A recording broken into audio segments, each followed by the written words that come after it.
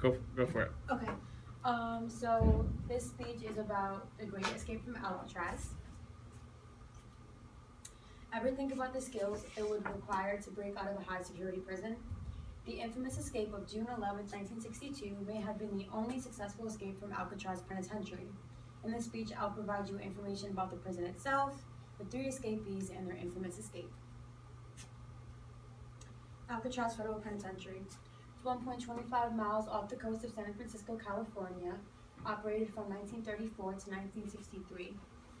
According to an article in History Today, Alcatraz was once a fortress built in the 1850s by the United States Army to protect San Francisco, but it wasn't needed, and in 1993 the fortress was demolished and Alcatraz was taken over by the U.S. government, and it was turned into a federal penitentiary.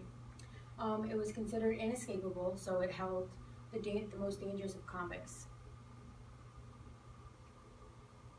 More than a dozen escape attempts were made throughout the years, but none were successful except for the 3 inmates. If there was ever an inmate who was destined to escape from Alcatraz, it was Frank Lee Morris. That's a quote that I got from AlcatrazHistory.com by the article. Frank Lee Morris, he was convicted, according to Wikipedia, he was convicted of his first crime at age 13. He was arrested in his late teens for crimes ranging from narcotics possession to armed robbery.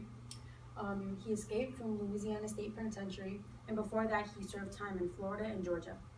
He escaped while he was serving 10 years for bank robbery. After the escape, he was found a year later and taken to Alcatraz. The Anglin brothers, John and Clarence Anglin, they began robbing banks together in the 1950s. In 1956, they were captured and receiving a 15 to 20-year sentence. They were transferred to 3 different prisons. Atlanta facility was their 3rd prison they were transferred to, and after various failed escape attempts, they were transferred to Alcatraz. All 3 inmates were assigned to adjacent cells, so that's what made it easy for them to start planning their escape. And Frank Lee Morris was actually studying the prison before he went in. The escape plan. The plan began to take shape in December of 1961. They had the help of prisoner Alan West, who was there for years before them, another prisoner adjacent to their cells. According to AlcatrazHistory.com, the scheme involved the fabrication of lifelike dummies, life preservers, and water rafts. The dummies were made from a cement powder mixture which also included materials such as soap and toilet paper, and they used glue stolen from the glove shop to cut and bond the raincoats together that were stolen or traded with prisoners. As a team, the 4 inmates alternated shift, 1 working and 1 on the lookout. By May 1962, they had already dug through the cell's 6 by 9 inch vent holes. This is a picture of the rooftop ventilator grill, which they opened. There's the wrench on top. They made that themselves. They used it to cut the bolts open, and the long tool in the end, they used it to chip away the cement around the grill.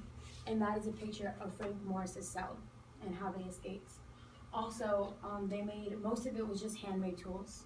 So they were able to make a makeshift motorized drill from a vacuum motor, drill bits, and electric hair clippers. And they also used old saw blades that Alan West allegedly found in the utility corridor while he was cleaning.